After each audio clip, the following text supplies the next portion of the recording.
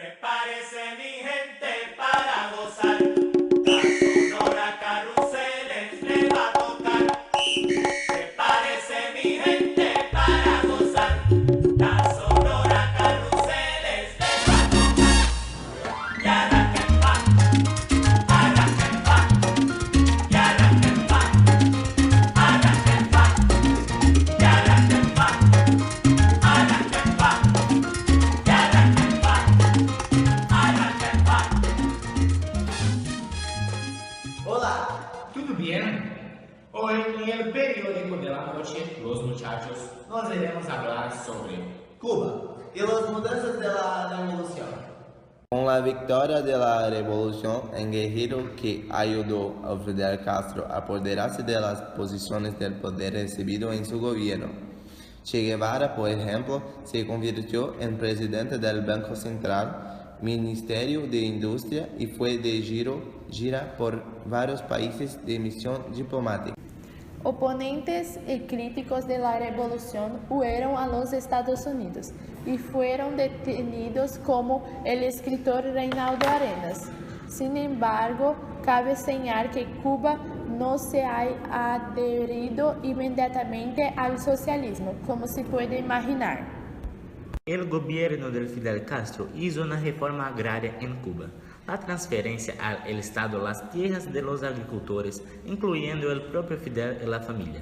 Se nacionalizaron los medios de producción, tales como hoteles, refinerías de petróleo y otras empresas que operan en el país. Una campanha nacional amplia o envio de los maestros para el campo, permitiu o final do analfabetismo em el país. La educação básica, que corresponde ao que chamamos em educação primária do Brasil, se convertiu em obrigatório. Vacantes estavam garantizadas em la educação superior, a todas as partes interessadas. Los servicios de salud también se extendieron a toda la población.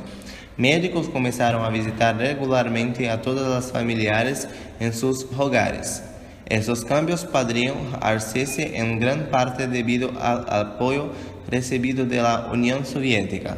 Cuba entre los Estados Unidos y la Unión Soviética. En 1960, Fidel Castro fue a Nueva York para explicar la revolución cubana en la Asamblea de la ONU.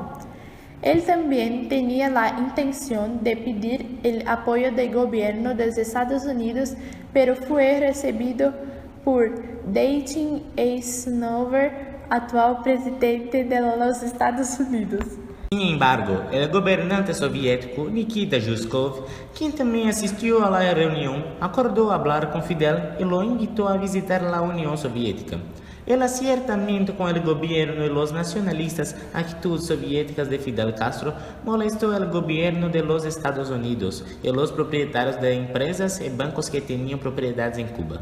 Sin embargo, John Kennedy, el nuevo presidente de los Estados Unidos, asumió el cargo en 1961, temía que un ataque directo a Cuba no fuera bien recibido, incluso por sus aliados. Para presionar el gobierno de Fidel mantenernos subordinado a sus intereses, el gobierno de Estados Unidos se negó a comprar el azúcar cubano, principal producto de exportación del país. Pero la presión económica de los Estados Unidos no funcionó, porque los soviéticos se ofrecieron para comprar azúcar y proporcionar petróleo a Cuba. Esto ha agravado el conflicto, que todas las refinerías instaladas en la isla pertenecían a las empresas extranjeras, que se negaron a refinar el petróleo soviético y vieron obligados a vender sus refinerías al Estado cubano. En abril de 1961, 6 aviones de Estados Unidos, pintados con los colores de la Fuerza Aérea Cubana, bombardearon los aeropuertos de la isla.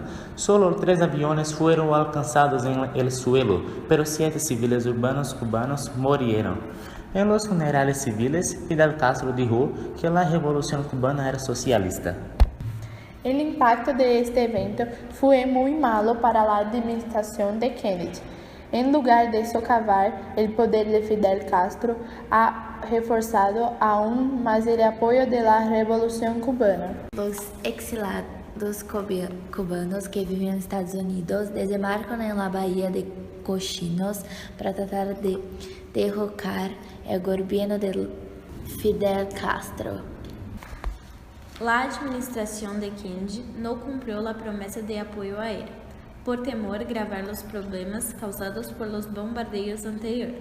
Sin la ayuda prometida, entonces, solo 3 días, los exilados cubanos fueron derrotados por las fuerzas leales a Fidel. Debe tenerse en cuenta que el gobierno cubano siguió el curso de otra dictadura, esta vez a Fidel Castro.